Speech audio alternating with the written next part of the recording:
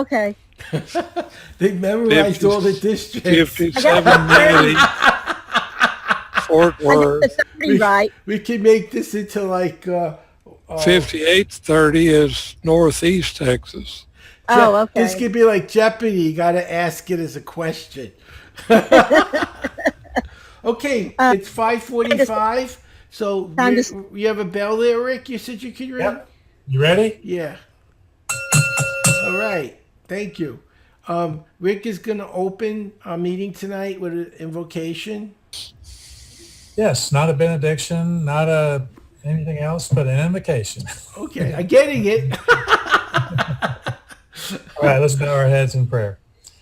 Thank you, Lord, for the blessings you provided for us and the opportunities that we have to use these blessings and our gifts in Rotary. Thank you for the Rotary leadership internationally and locally that has provided ways that we can participate in our community and around the world. Let us always continue as we have to reach out and help others. And we thank you for all the wonderful gifts that we receive also from just those actions. And we ask that you continue to bless us in Rotary. All these things we lift up in his name. Amen. Okay, and David, did you want to do the pledge? I will. If you'll notice over on the left side of the screen, there's a cat tail. oh, okay. There's a cat attached to it. yes, Yeah. yes. There's the cat. Okay. Okay, Okay. now for the pledge. Okay. And I'm going to do it sitting down because if I stand up, the laptop falls out of my lap. That's a good idea then. Okay. We'll all stay seated and we'll pretend we're standing. That's I pledge allegiance to the flag Flag. of the United States of America and and to the republic for which it stands, one nation, under God, indivisible, with liberty liberty and justice for all. Okay, so our meeting's starting. Thank you, Rick, for the flag. Linda, you were going to talk about a couple of things before we start. One of the things, David and I have made about 3 trips now over the Boys and Girls Club in Grand Prairie, giving them school supplies. So anytime you go to Walmart and you run into any good sales, go ahead and collect things. We're thinking about going ahead and present them some more construction paper, Crayolas, any type like that when we go over there for Halloween. There is a save a date in October for it's at the Prestonwood Country Club, and it's going to be a Mardi Gras party, and it's part of the End Polio fundraiser. So keep February the 16th, 2019 on your calendar, and that way you won't say you didn't know about it.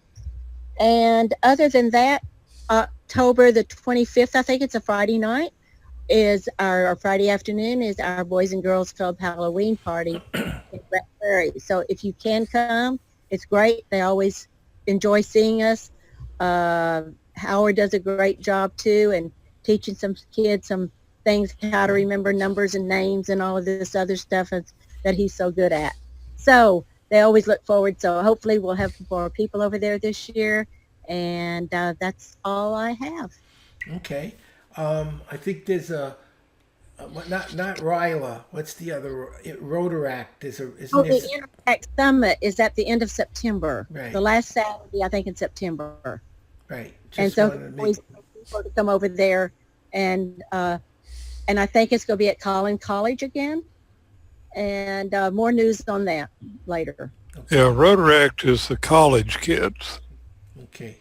Interact is high school. I thought Ryla was high school. Oh no, Ryla's also camp. high Yeah. school. Ryla's the camp. Okay. Yeah, Okay. but it's high school juniors. Okay. The other thing we want to just quickly discuss is that we talked about having a social sometime in October. Linda suggested we do it at when we're doing the Boys and Girls Club. I'm just not sure everybody's going to be there, so I didn't know if I was going to ask. How do the rest of you feel about that? Would you want to have it in Grand Prairie, or you want to have it on another date in a more central location? I'm going to be in Grand Prairie, so I'll go either way. I just wanted to know how everyone else felt. Well, I didn't say that we could have the party there in Grand Prairie, but we could have it afterwards. Say we're usually finished by about 6 o'clock, Okay. If we could meet somewhere at 7 in Dallas area, wherever y'all want to go, just let us know. That way it'd be more centrally located. And Howard could stop off on his way home and we could go over there. So Um, whatever y'all decide, but I think it should be away from Grand Prairie since it's so far removed. I was thinking that place we went years ago. It was a pizza place near where Bill's office was. Did you like that or not? Nah, I didn't really, You didn't like it. Picasso's, Okay, didn't really that's like. fine. You answered that with your grimace. Oh, sorry. Maybe you should. But I saw your face. I was like, I don't think so. Does anyone have a suggestion on a place that's more central that people can meet at, or anything that you think would work? If we have enough room, there's a barbecue, Spring Creek Barbecue there on Preston near 635. And they have a little room off to the side, I think. And if there's enough of us, I'm sure we could get it. You got to know ahead. I know that they booked that room ahead for events. It does, and it's a pretty big room. It's usually anyway. Yeah, I like Spring Creek. There's one on 75 in Richardson. Yes, there is. That's another one that I'm familiar. It's not that far from Campbell. Yeah. It's up near 635 before you get to 15th Street. But I'm not sure if we're Well, coming from somewhere. Grand Prairie, if we'd make it in time because of the traffic. Okay. I don't think it's going to be easy traffic yeah. at 6 at night from Grand Prairie to go all the Okay, way so through. y'all look around for a place and we'll go. Do you want it to be that night, or do you want to have it on another night? That would be the Wanna other have it- question. We can have it on a Saturday night and dress up. So if we could go someplace and dress up in costume. Or I was thinking if you wanted to do it in a meeting, have one of the meetings be a social. You've already booked up, aren't you? No, October? I'm booked. Let me check. I'll tell you where I'm booked into. I think October, and we're talking October, so I could always lock a date down that we Okay. want to use. What about the last Saturday in October? I think all of October is open. I'm booked through the end of September.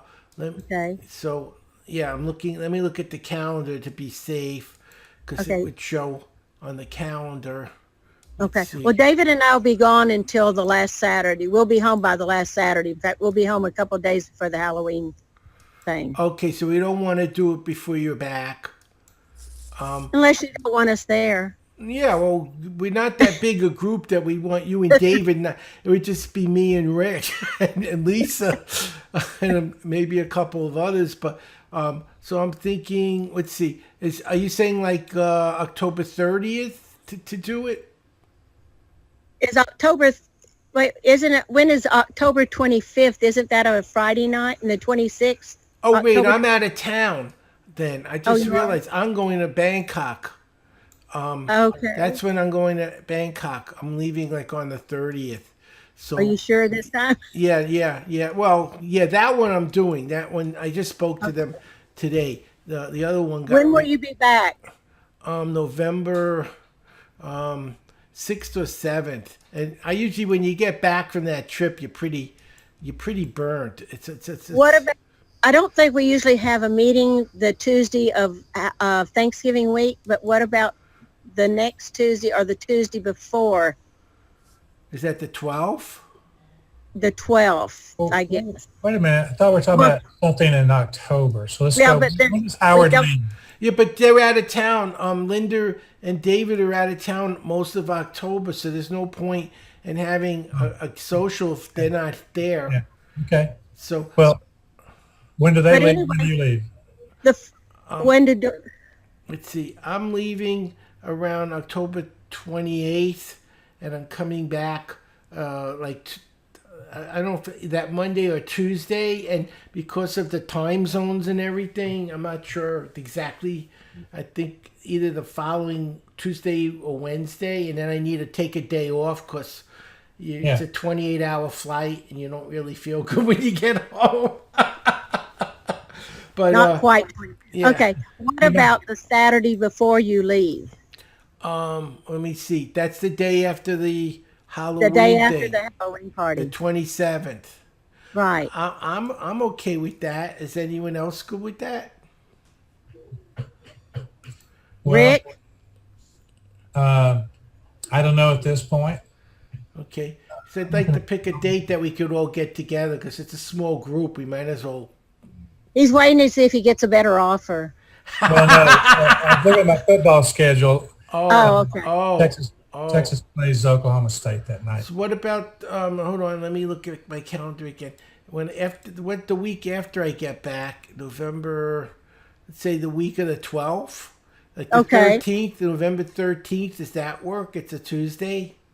That's fine. And then we'll just have that instead of a meeting. Okay, I'll write it in, and I will put something on my calendar so no one can schedule to speak Okay. on that day. I'm What's the writing day of the Boys and Girls Club Halloween party? the 25th, I think. The Fifth. The 25th? 26th, 26th. Okay. Friday? Friday the Friday. 26th. Yeah, yeah. And I guess, okay, so I think that's all our business.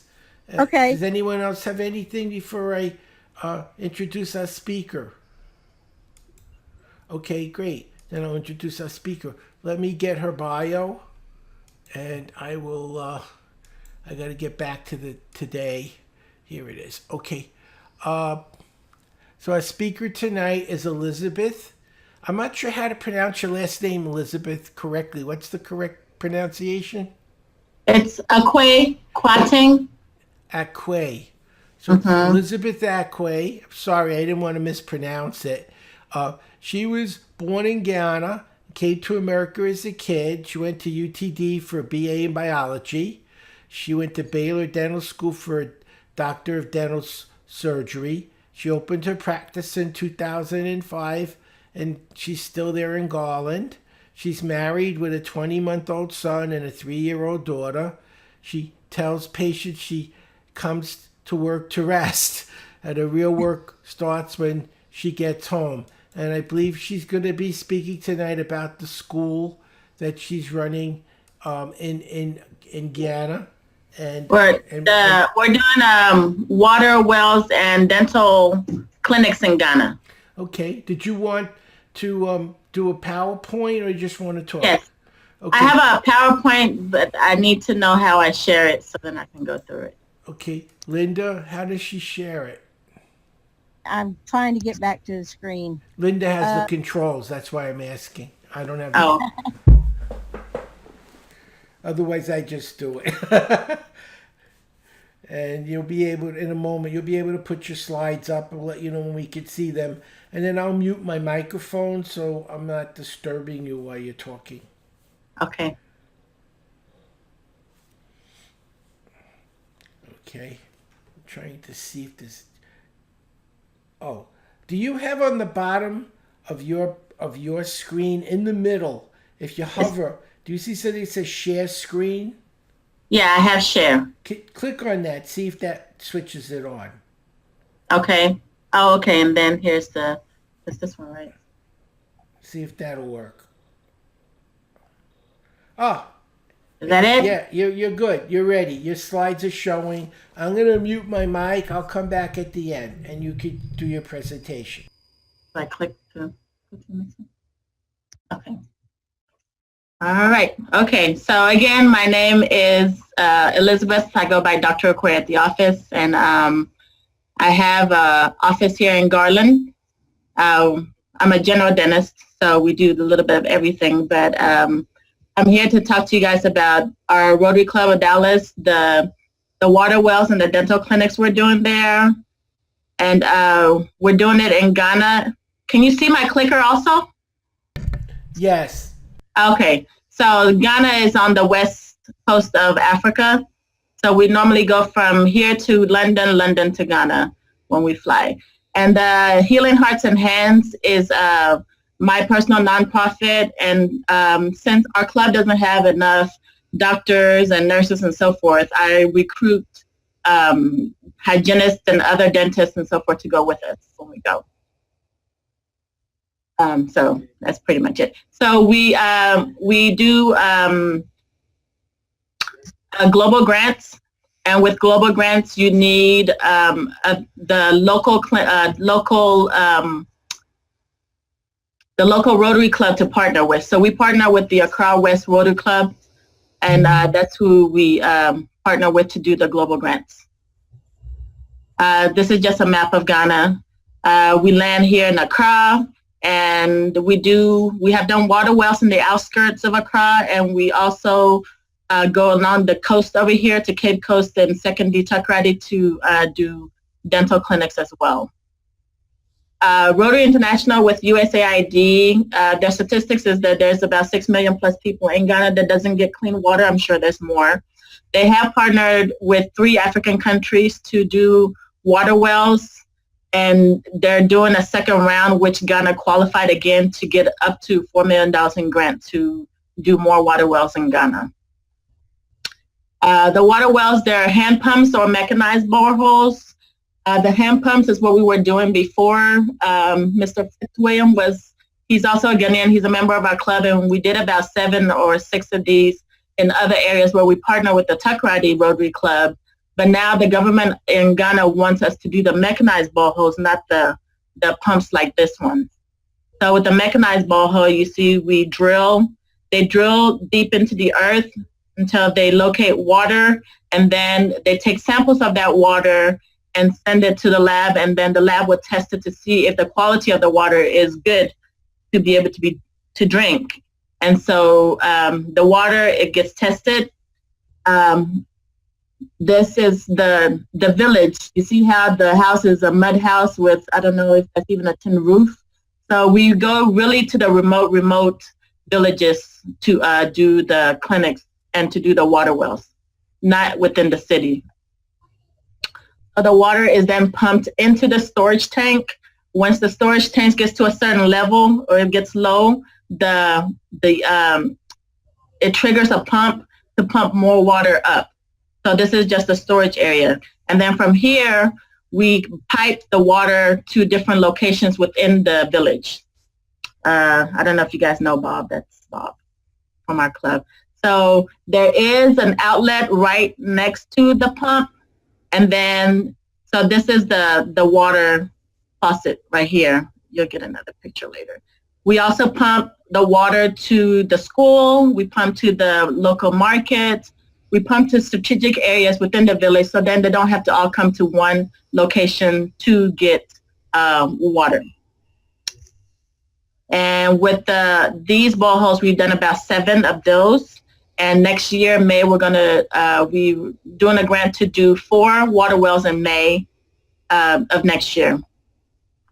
So you stand with the water. This is somebody collecting water here. We carry a lot of things on our head, and water is very heavy. So it seems like there's outlets down here to get water, and then the one that you can actually stand up, and you just put your hand in it. So then when you feel that you can touch the water with your hand, then you know that your bucket is full. And so we went with other Rotarians here to go. Every time we go back to Ghana, we go and check up on these water wells to see how well they're working. The local people, we have a water committee within the village in which they will collect, let's say, 2 cents, 3 cents, and per people that come get water, and that money is then used to maintain the wells. So far as should something break down, then they can call the contractor who put it in to help them fix it, or anything that should come up. They use that money to then make sure the water is sustained. So we don't put in water wells, it gets damaged, and then all the money that we invested into the wells is no longer viable. So we really try to make sure that we put up a committee, the chiefs and other assemblymen or local, here I guess it would be local representatives, they know about the project and they make sure that the project will be sustained. And we also go and check on it when we're there. Where's my... And this is our chief right here. If you can recognize this face from the side. We went together, and this is Michael drinking some of the water that was just recently done. Michael, you can chime in anytime too, by the way. So how many people do we benefit in a village? The water well serves thousands of people. all the people within the village, there's really, when it's local, within the villages, they really don't have any source of water. Their source of water is most likely some kind of stream or river. So when we go and we do these wells, the whole village benefits from this.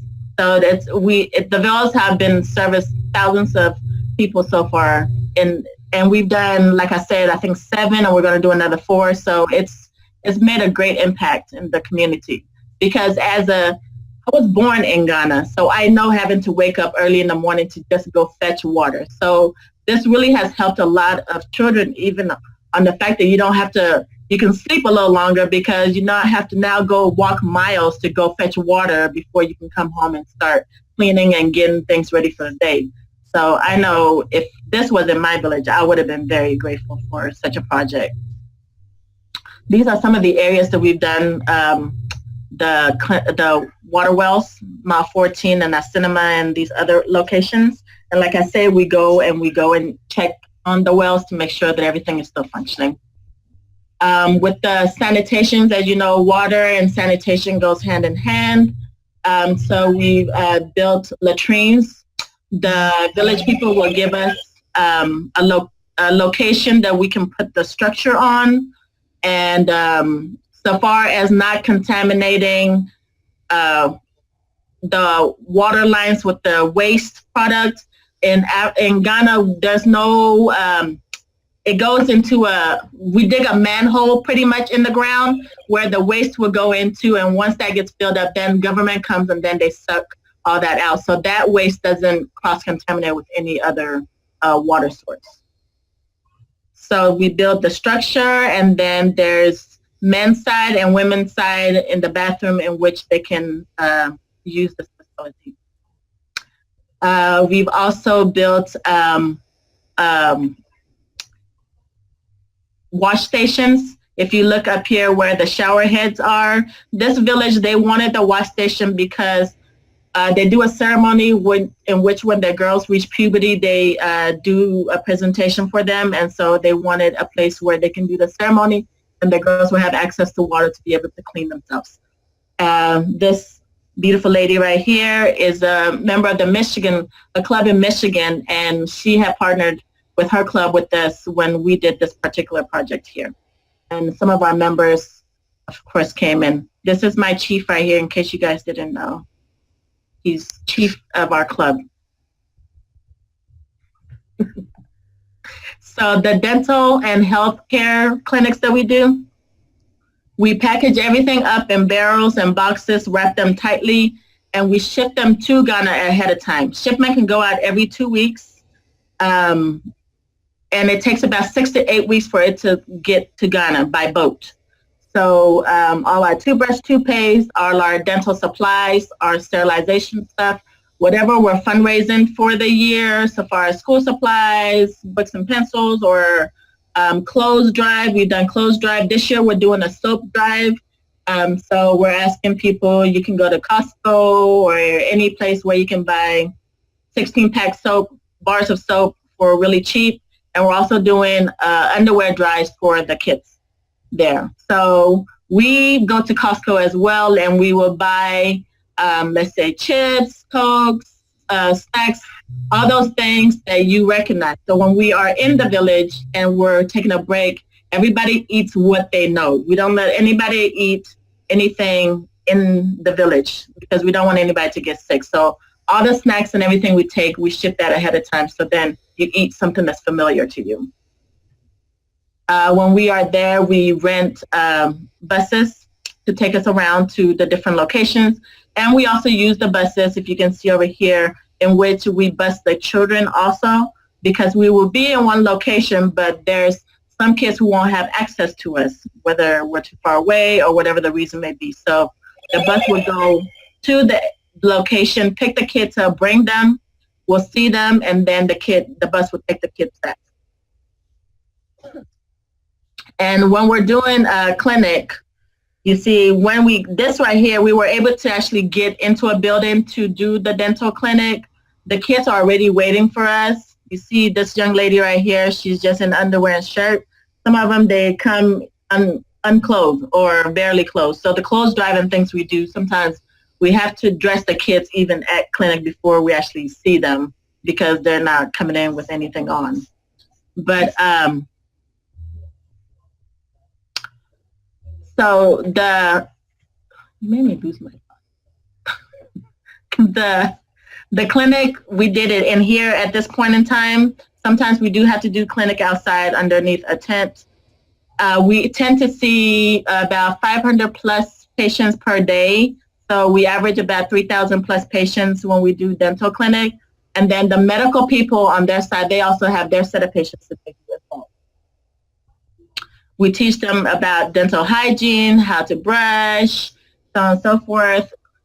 I normally do the screening since I've been doing it for a while. Since 2009 was my very first clinic, and we joined with Rotary in 2016, January, for the first dental and water mission work. So I will screen the patients and then put them where they need to go. So those who don't really have a lot going on, we send them straight into getting fluoride application on their teeth. And fluoride lasts up to almost 6 months. And then those who need teeth cleaning, my cousin is a hygienist, so I take her with me as well. And we recruit about maybe 3 hygienists per trip, in which the machine that buzzes and squirts water when you go to the dentist office that they use to clean your teeth, that is where we have some of that there. And so the hygienist will use that to clean teeth. Or if they need a tooth pulled, then Dr. Ted, he's also a member of our club. He's an oral surgeon. And sometimes we recruit other dentists to go to. And so I mark them and I put what tooth number needs to be pulled out. And so it's really easy for them to just look at the band and know what to do. So clinic runs, quite smoothly. When I first started, this is how I started over here, in which I know we went to an orphanage. And so the crowd size is controlled. We lay the kids down, I numb, and then I was just pulling whatever bad baby teeth that they had. Now I feel like we've upgraded a little bit. These are pretty much lawn chairs and stools, but it's better than how we first started. So we have about 6 chairs. We can now have the kids lay down, and we have lights on our heads right here.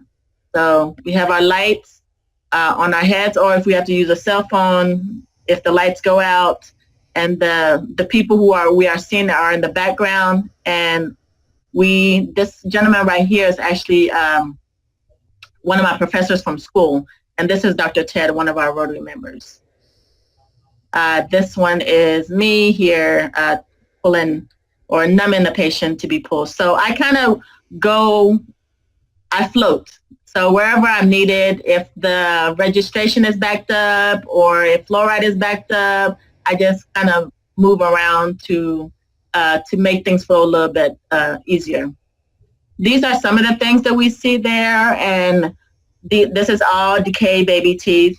This is a young lady here. All these are extra baby teeth here that didn't fall out when the permanent ones came in. So we pulled all the, Miss Linda, you're screaming. We pull all the baby teeth out, and this is really difficult to see just because of the fact that in America this kind of things won't happen, because the parent will see and at least try to get help for the kid. But in Ghana, the parent cannot take their whole monthly income to go to the city, one, and then try to find a doctor, two, to pull out one tooth. So I really feel like, when we go to these places, we're giving them more than just a toothbrush or a toothpaste or our know-how on how to pull teeth. I really feel like we're really touching hearts because the parent is praying for somebody to help them. And if we land there and was able to do all of this for them for free, this is really something that touches them emotionally. Because to help somebody it's easy, but to go across the ocean to help somebody you don't know, that takes a different kind of heart. So I always tell people, if you have a chance to bless somebody, always take that opportunity to do so. This is one of our clinics that we had outside. We have our pens and pencils that we're giving out that day. The kids also get vitamins and little treats in their bags. I always tell people that are going, at least one bag should be for the mission. So you can go to the dollar store, Walmart, and just pack your bag up with animal crackers or little knickknacks and toys for the kids. So they'll love it.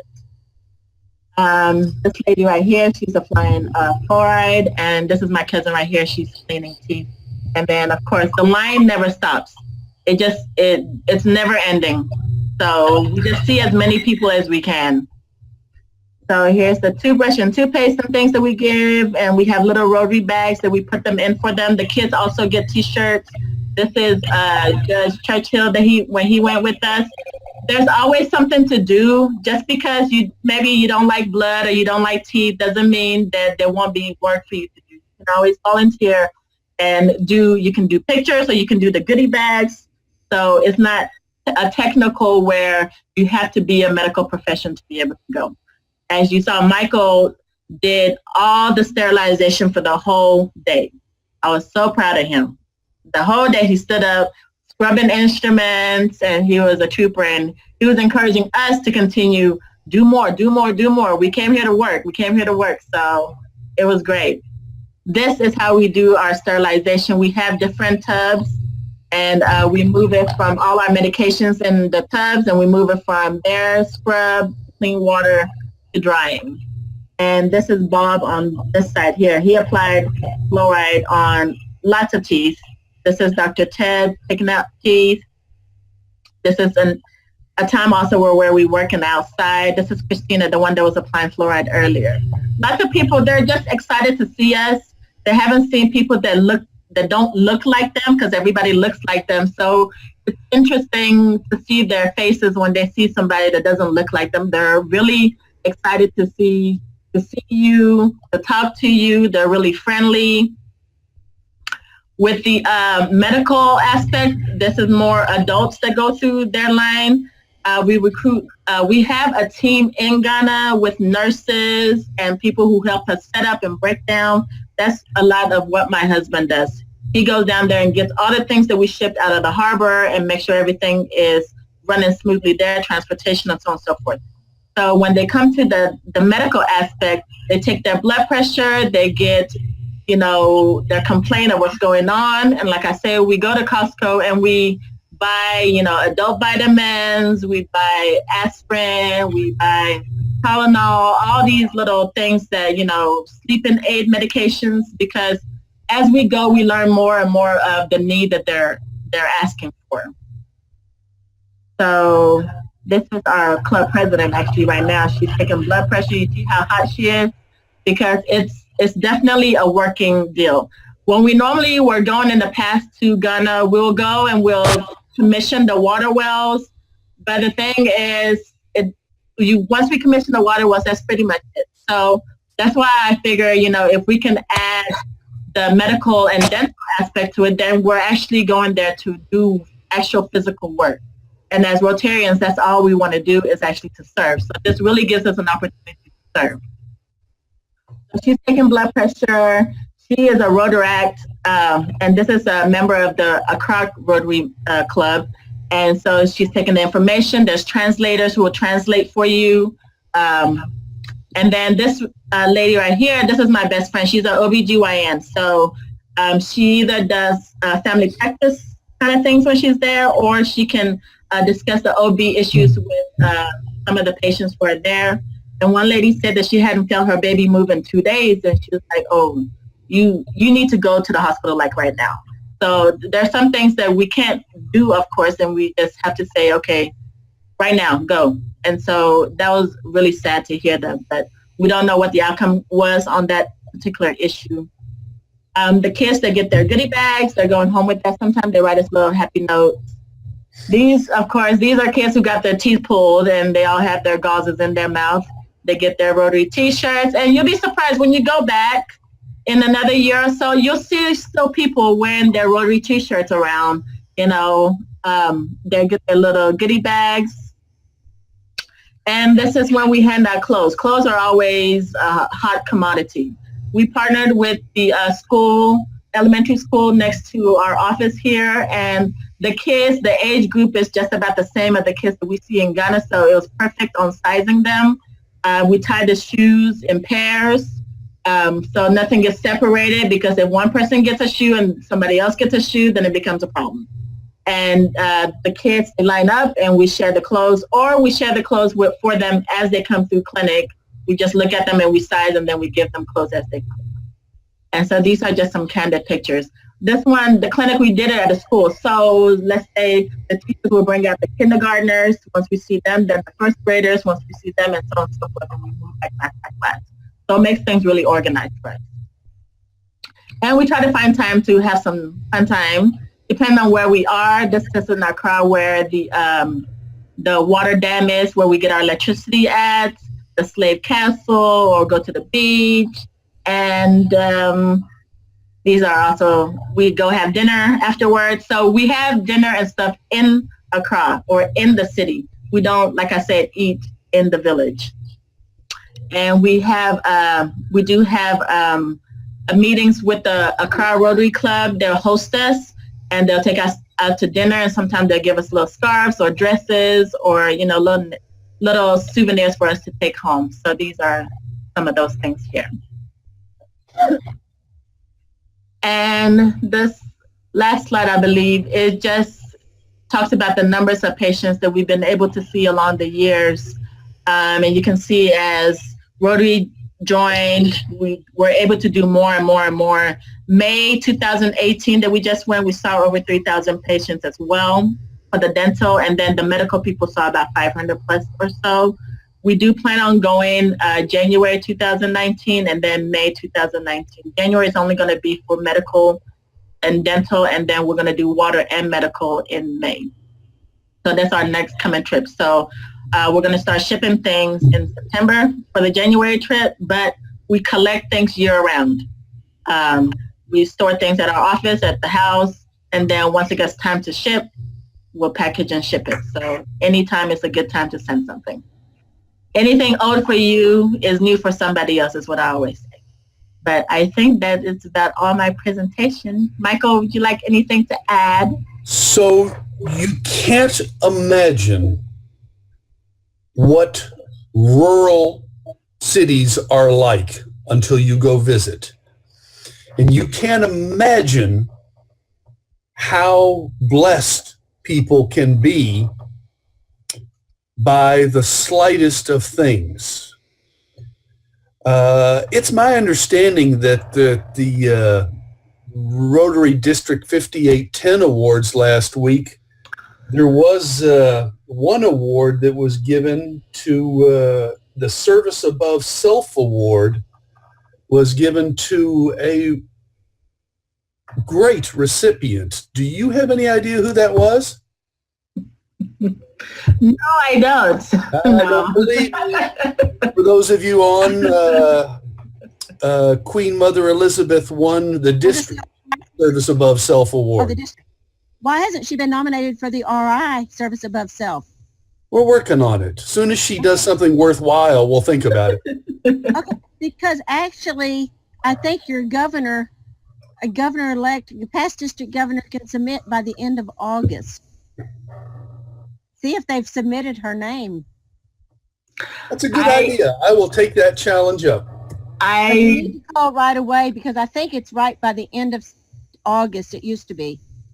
So we've married a long, ongoing project of the Rotary Club of Dallas, and that is providing clean, safe drinking water with Liz and her NGO so that we can, when we go into a community, the lights come on and we can provide clean drinking water for them. We can provide sanitation, a little bit of money from the Rotary Club of Dallas, other Rotary Club partners, the district, the Rotary International, the money multiplies, and we do really, really good stuff. It helps having Elizabeth and her husband there because they make things really easy. And if you ever want to go on what's effectively a mission trip, I promise it will change your life. Elizabeth, do you do Yes, any ma'am. dental sealants? Sealants? Dental sealants. We had a program in Grand Prairie. They still had it. They started when I was president.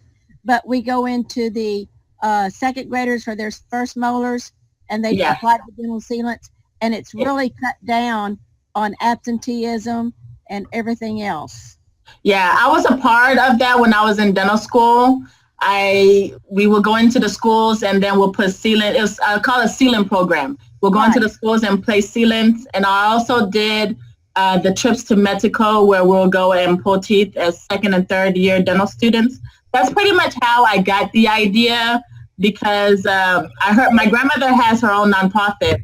And so my very first time, she has adopted this orphanage.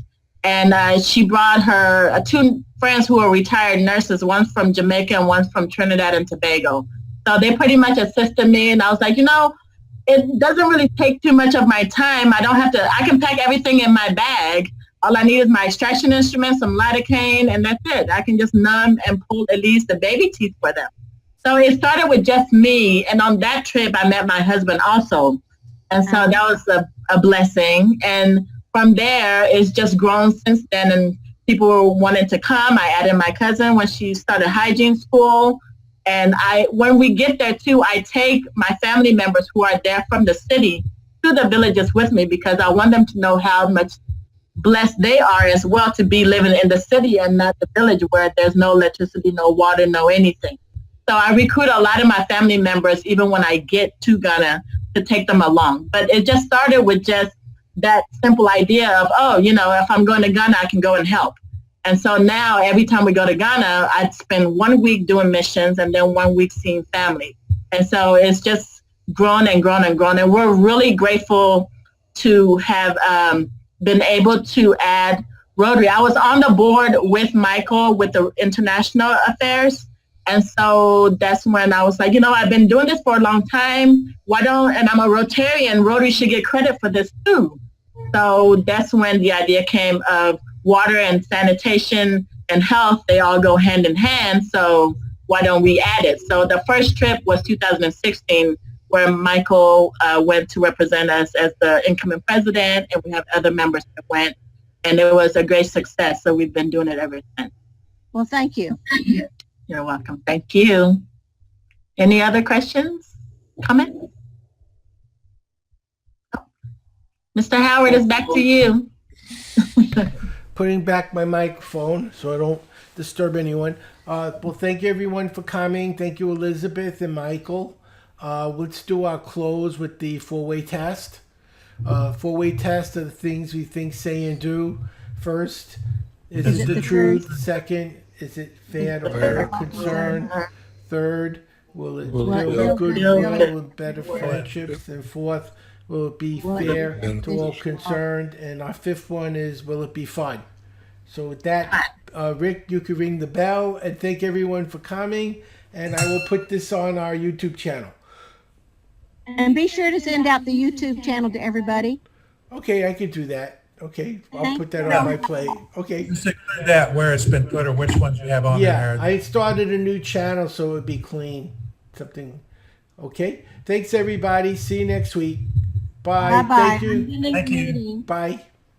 That was great, Elizabeth. Keep it up.